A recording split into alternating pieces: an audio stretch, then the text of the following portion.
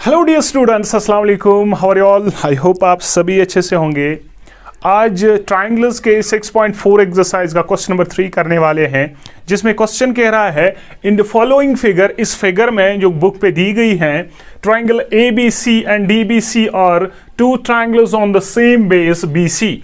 दो ट्राइंगल्स हैं ए बी सी, यानी ए बी सी ये वाला ट्राइंगल, और second one D B C ये वाला ट्राइंगल, यानी ऊपर वाला ट्राइंगल और नीचे वाला ट्राइंगल एक ही बेस दिस बी सी पे है।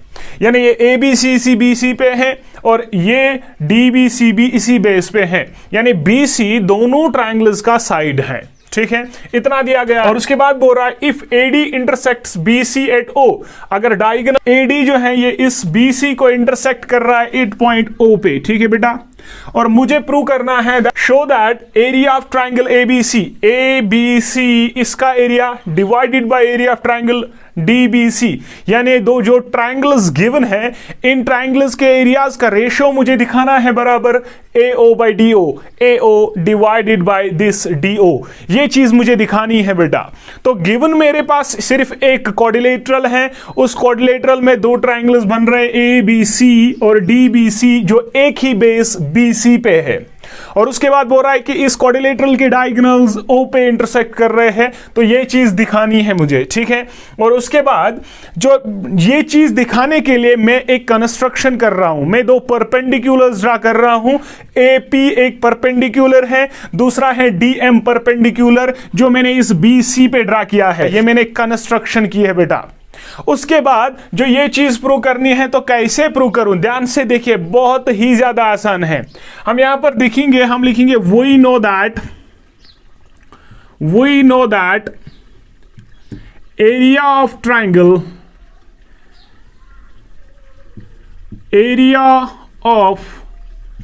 Triangle is equal to 1/2 of base into altitude, base into height या ऑल्टीट्यूड। ठीक है, ये चीज फॉर्मूला होती है कि एरिया ऑफ ट्राइंगल बराबर होता है 1/2 ऑफ बेस इंटू ऑल्टीट्यूड और बेस इंटू हाइट। ठीक है, तो इस बेस पे हम लिख सकते हैं देयरफॉर ये चीज area of triangle ABC divided by area of triangle DBC।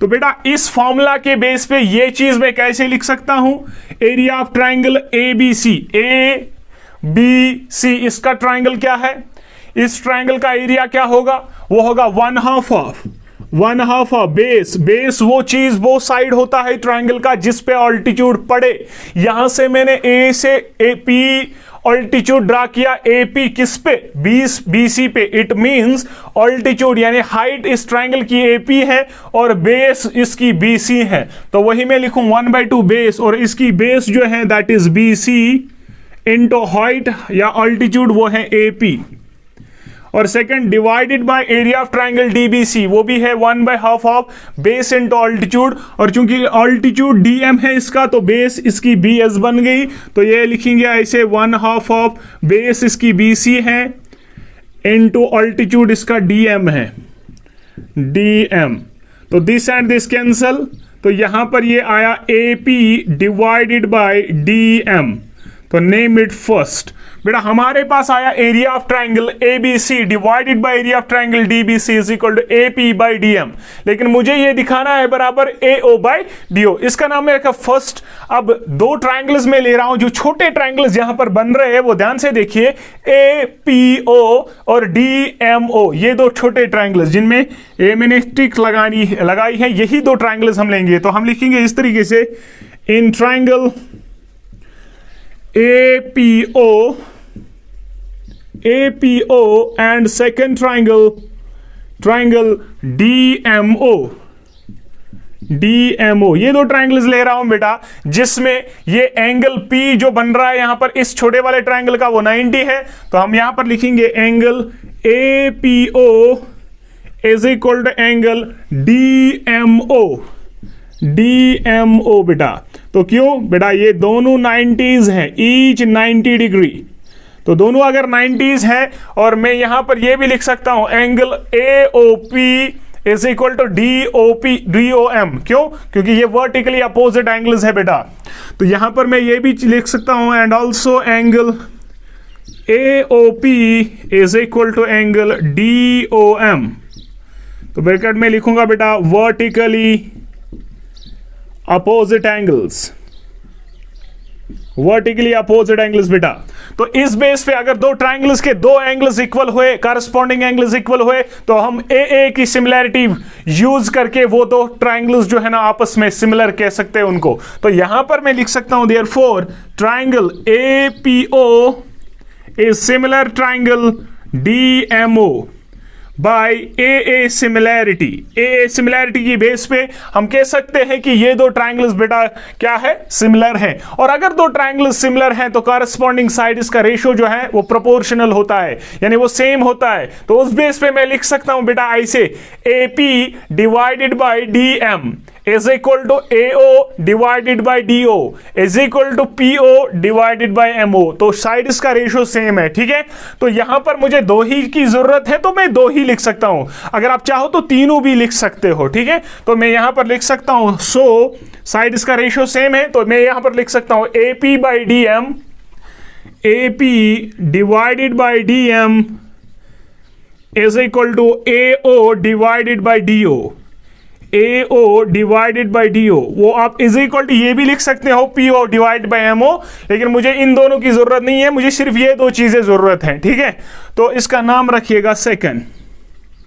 तो from first and second, from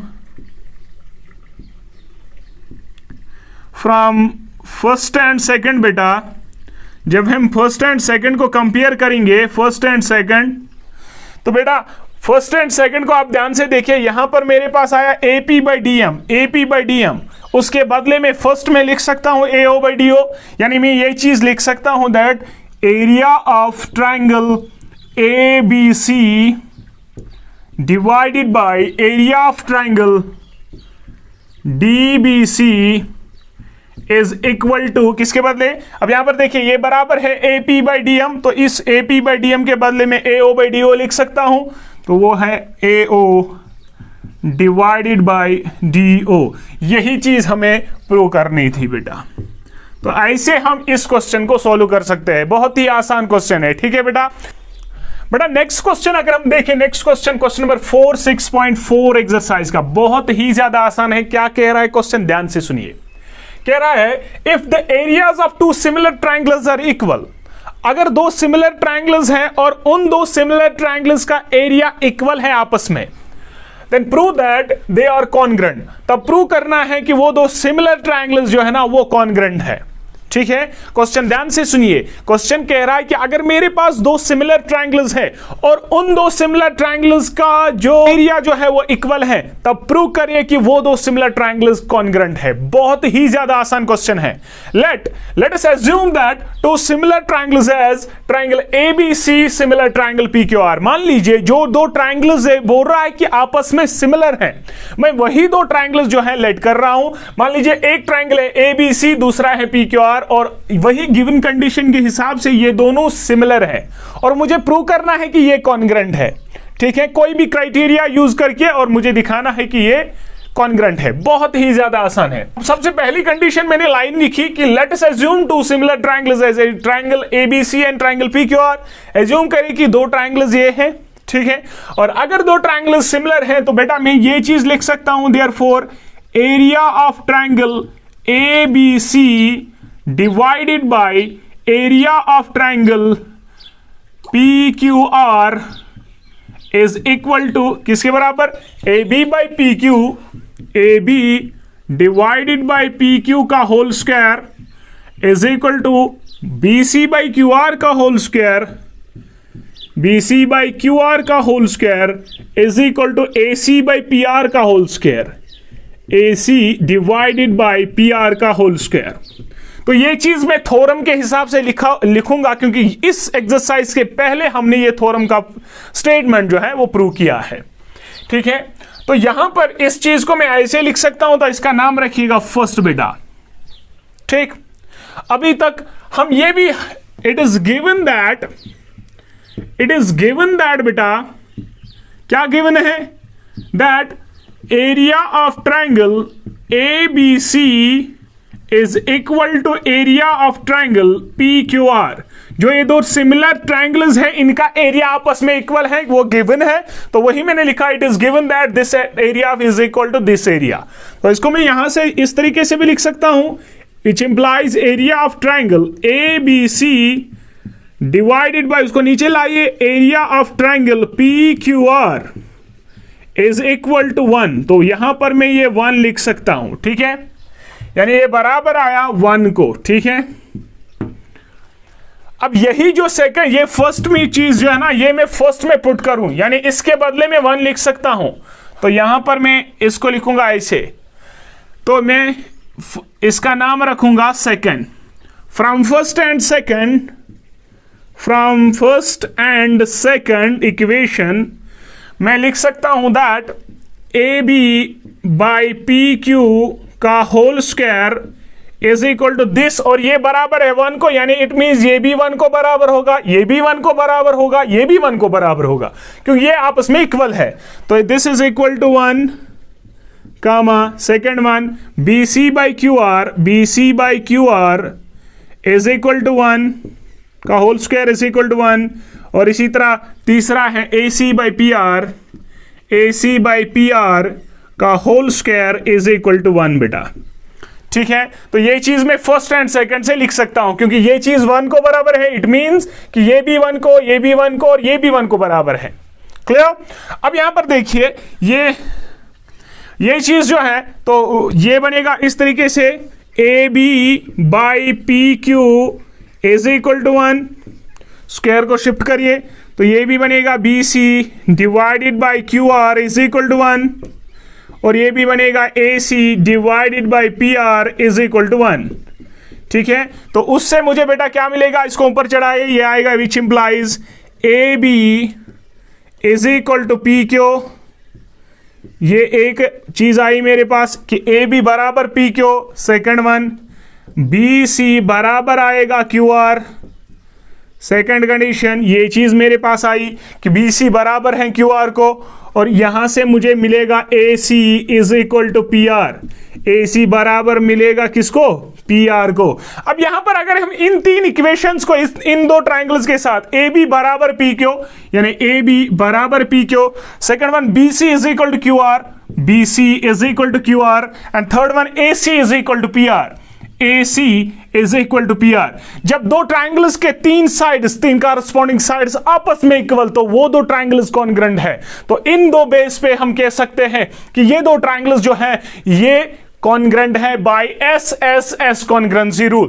तो हम लिखेंगे therefore triangle ABC is congruent triangle किसके साथ बेटा, PQR by SSS congruency rule. तो इससे हमारे पास जो दो ट्राइंगल्स सिमिलर हैं, जिन दो ट्राइंगल्स का सिमिलर होना और सिमिलर के साथ साथ उनका एरिया भी बराबर, तो वो दो ट्राइंगल्स कॉन्ग्रुएंट भी होते हैं, जो हमने प्रूव किया। तो आई होप ये क्वेश्चन आपको बिल्कुल अच्छे से समझ आया होगा। अगर कोई भी प्रॉब्लम है तो प्लीज कमेंट सेक्शन में मेंशन करिए, और अगर वीडियो अच्छा लगा तो प्लीज इसको शेयर करें और चैनल को सब्सक्राइब करना ना भूलिए। नेक्स्ट वीडियो तक थैंक यू, अल्लाह हाफिज।